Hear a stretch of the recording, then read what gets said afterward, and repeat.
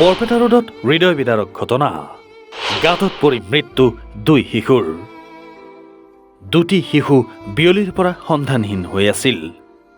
পৰিয়ালৰ লোকেও বিচাৰ খোচৰ কৰি শিশু দুটিৰ সন্ধান পোৱা নাছিল।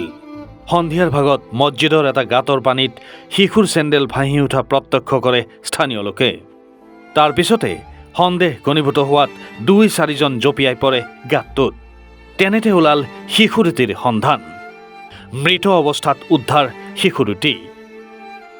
মৃত্যু 5 বছৰীয়া আব্দুল হাবিবৰ, মৃত্যু 7 বছৰীয়া আব্দুল হকৰ। 5 বছৰীয়া আব্দুল হাবিব ৰহমান আলী নামৰ এজন লোকৰ পুত্ৰ, আনহাতে 7 বছৰীয়া আবুল হক জিয়াৰুল হক নামৰ এজন লোকৰ পুত্ৰ। দৰাচলতে মছজিদৰ কাষতে এটা গাঁত খন্দা হৈছিল, কিন্তু কেইদিনমানৰ নেৰানেপেৰা বৰষুণত গাঁতটোত পানী জমা হৈছিল। ওচৰৰে লোকসকলে বিষয়টো মন কৰা নাছিল। তেনেতে খেলি থকা ল'ৰা দুটা গৈ গাঁতটোত পৰি হেৰাই যায় চিৰদিনৰ বাবে। ভুক্তভোগী পৰিয়াল দুটাত হাহাকাৰ পৰিস্থিতি।